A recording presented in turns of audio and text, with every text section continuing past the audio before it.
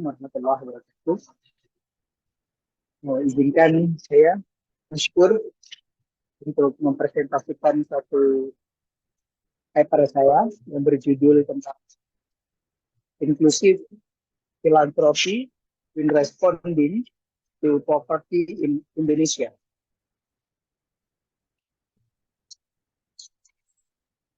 Pertama-tama saya ucapkan terima kasih banyak kepada panitia yang menyelenggarakan satu konferensi ini pada Universitas Islam Negeri Sultan Maulana Hasanuddin Banten dan Universitas Teknologi Mara Mahasiswa. Paper ini dilatar belakangi oleh satu fenomena kemiskinan yang naik ya, angkanya saya riset satu tahun yaitu 2019 sampai 2020 di statistik di satu BPS Badan Statistik Indonesia bahwa di Indonesia itu naik 2,76% September 2019 sampai September 2020. Begitupun dalam satu media ya, Kompas, satu media populer di Indonesia, bahwa populasinya masyarakat itu di bawah garis kemiskinan itu juga meningkat, yaitu 9,8%. Jadi ini tentu menjadi keprihatinan kita tentang poverty ya, kemiskinan. Satu aktivitas sosial yang luar biasa, aktivitas agamaan juga yang didesain oleh para nabi, dan juga aktivitas sosial yang non agamaan juga dilakukan. Itu yang namanya filantropi. Filantropi ini sudah berkembang sejak Islam belum hadir, tapi memang belum dikenal di zaman Yunani. Nah, ini berkembang juga di negara-negara. Paper ini akan menyorot satu, sebenarnya filantropi itu bertumbuh subur dan berkembang di negara-negara barat. Nah, di Indonesia itu juga menjadi gerakan yang masif dan coraknya beragam. Nah, yang menjadi isu menarik adalah bahwa kita di negara Indonesia yang mayoritas Islam,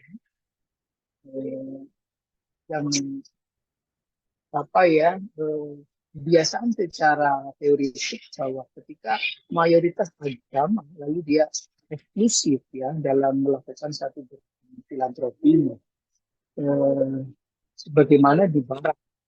Filantropi ya sifatnya sosial, volunteer, di mana orang saling membahu dalam sifat humanismenya. Di Indonesia juga akan terlihat begitu ya, secara teoretik akan tergambar bahwa gerakan religi itu akan menjadi satu momen ya, gerakan sosialnya, tapi itu tidak terjadi. Nah, karena itu menjadi fenomena yang menarik. Nah, satu yang dilakukan oleh peneliti bahwa menggunakan satu metode yaitu literatur study dan juga teori yaitu filsafat keadilan liberatif Jürgen Habermas. Nah, teori filsafat keadilan deliberatif Habermas ini menarik. Satu tahapan dalam mewujudkan keadilan. Yang pertama itu setiap orang harus mengungkapkan satu kebenaran. Tidak boleh ada ditutupi satu kebohongan. Tidak boleh orang berbohong menutupi. Yang kedua bahwa ketika mengungkapkan kebenaran dalam keadilan itu harus berorientasi satu justice, keadilan, sesuatu yang fairness. Ya.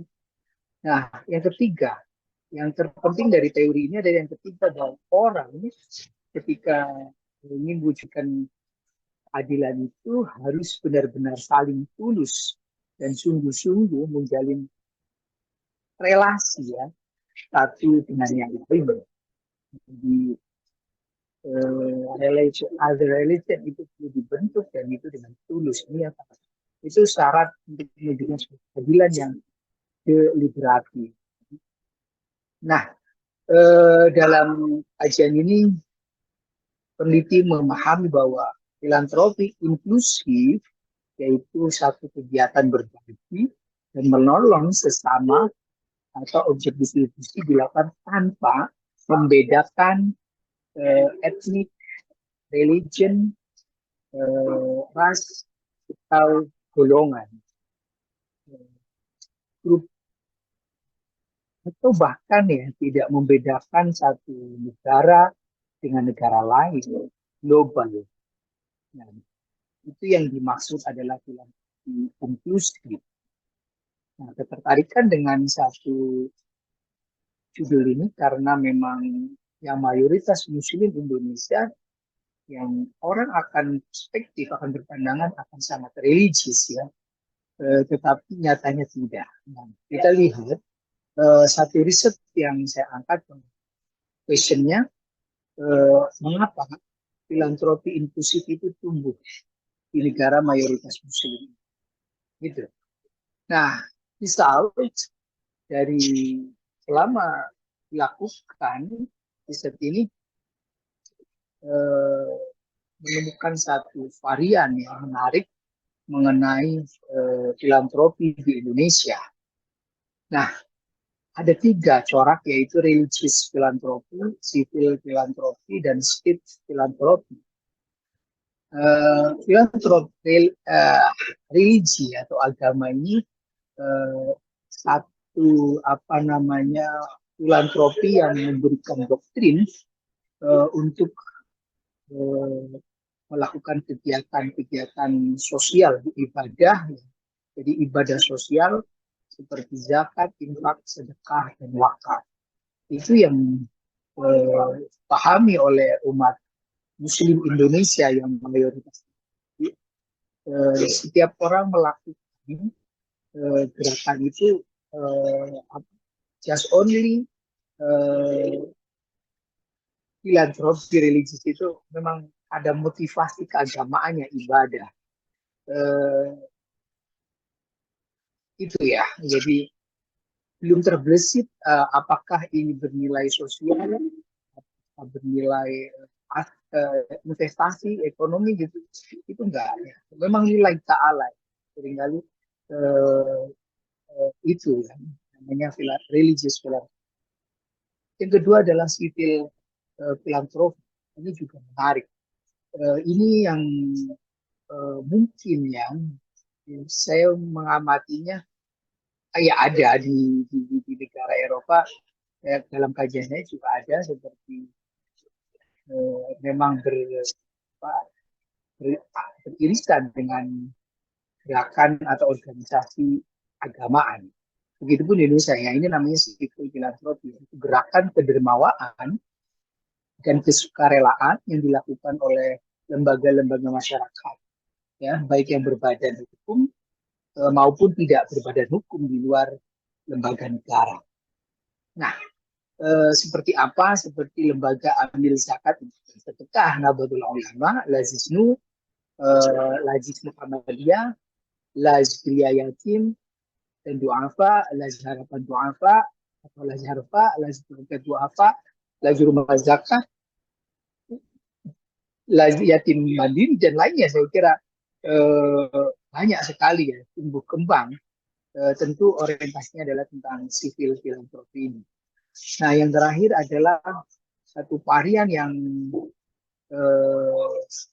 mungkin di negara-negara modern jarang ditemukan, yaitu state filantropi. Ini negara, meskipun ini lembaga yang tidak struktural, ya, non struktural, tapi filantropi negara itu adalah mengelola kedermawaan dan kesukarelawan seseorang di lembaga negara non struktural tentu, yang berbentuk badan, yaitu Badan Amil Zakat Nasional atau tingkat dengan Baznas. Nah, Baznas ini sangat masif dan menjadi satu kegiatan yang rutin, yaitu ada 34 Baznas provinsi yang tersebar di 34 provinsi, kemudian ada 463 Baznas kabupaten kota, 28 lembaga amil zakat nasional Laznas, dan terakhir adalah 23 lembaga zakat internasional LZI ini. Nah, ini saya kira yang terakhir ada 23 lembaga zakat internasional, artinya gerakan global filantropi yang ini juga dilakukan karena memang banyak warga negara Indonesia yang tersebar di belahan negara lain, mulai dari Eropa, Amerika, Australia, dan negara lainnya, apalagi di negara-negara yang mayoritas Islam. Nah, Rizal ini yang menjadi concern bahwa filantropi yang terjadi di Eropa itu minim sekali ya, yang orientasinya adalah agamaan dan negara. Banyak kan sipil filantropi. Nah, dan pemberian kerelaan non agama juga. Jadi muncul lagi satu makna ketiga ini di Indonesia yang mayoritas muslim itu, makna ini yang kemudian katakanlah inklusif filantropi ini. Nah, kita bisa melihat, menyaksikan bagaimana gerakan-gerakan inklusif filantropi itu dalam penyaluran dananya yang sangat terasa sekali, yaitu pada saat masa pandemi COVID-19 di Indonesia, yaitu sekitar tahunan 2020 dan 2022 yang full, karena dinyatakan kita